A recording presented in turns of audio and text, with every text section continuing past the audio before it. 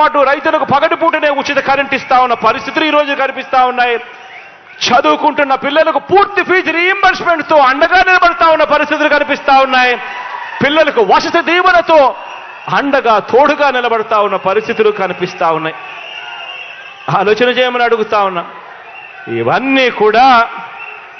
ఇవన్నీ కూడా కేవలం ఈ 5 సంవత్సరాల కాలంలో, ఈ 55 నెలల కాలంలో మీ బిడ్డ పరిపాలనలో మాత్రమే జరుగుతా ఉన్న మార్పులు గమనించమని అడుగుతా ఉన్నా.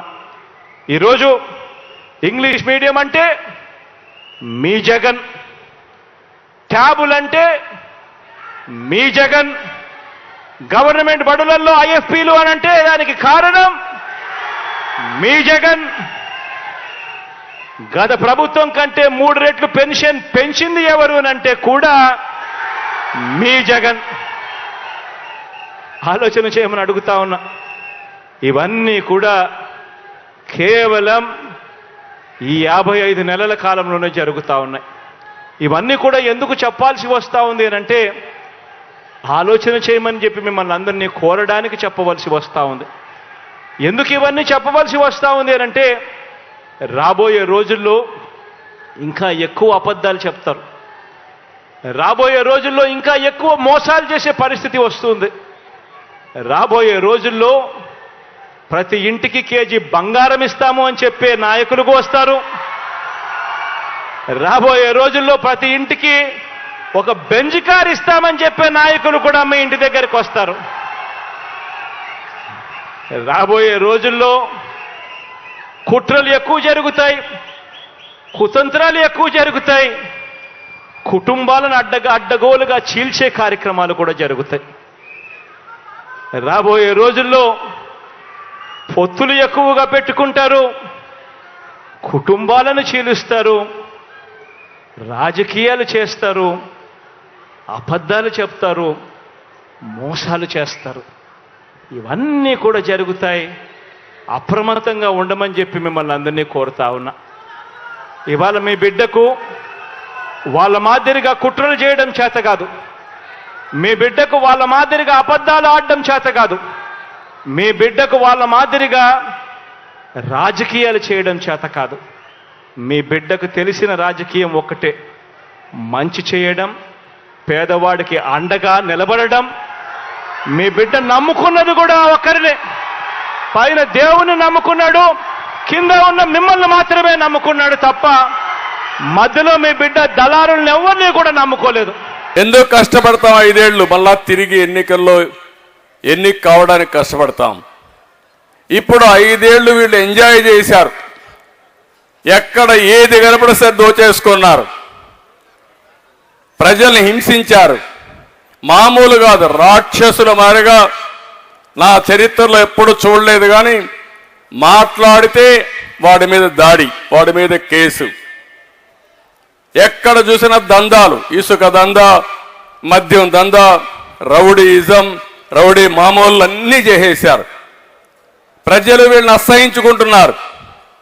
అసహించుకుంటే ఇప్పుడు జగన్మోహన్ రెడ్డి గారి కొత్త ఆలోచన వచ్చింది.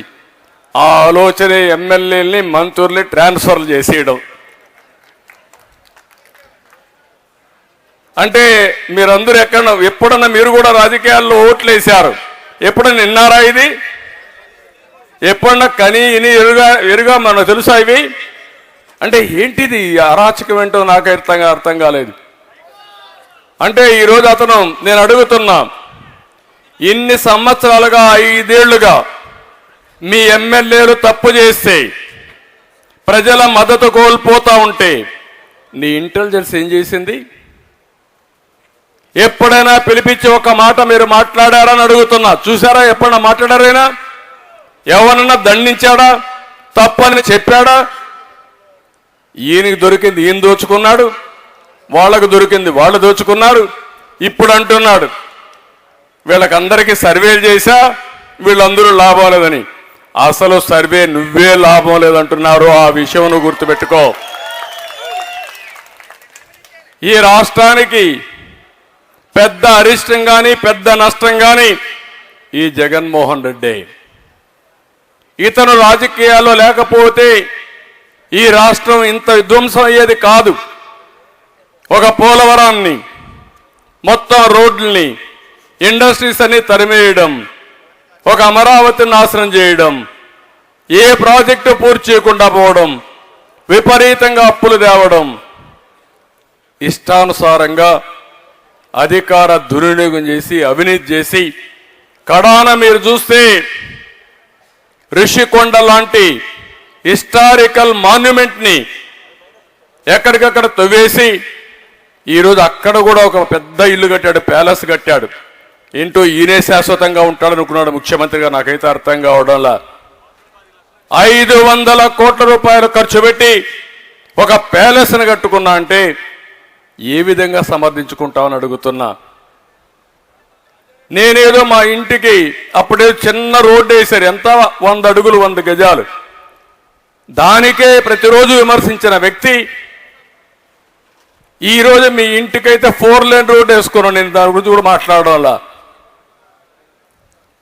విపరీతంగా, సరే అవన్నీ నేను చిన్న చిన్న విషయాలు నేను మాట్లాడలేదు, కానీ ఈరోజు అమరావతిని విశాఖపట్నానికి తీసుకుపోతానంటే కోర్టులు ముట్టికాయలు వేసే పరిస్థితికి వచ్చింది.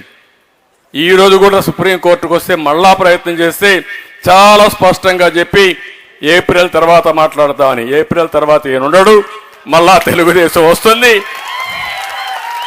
నువ్వు చేసేది ఏమీ లేదు, నువ్వు రాజధాని మార్చలేవు, నువ్వు విశాఖపట్నం పోలేవు, కానీ విశాఖపట్నంలో ఉండే ప్రజల్ని మోసం చేయడానికి ప్రయత్నం చేశావు.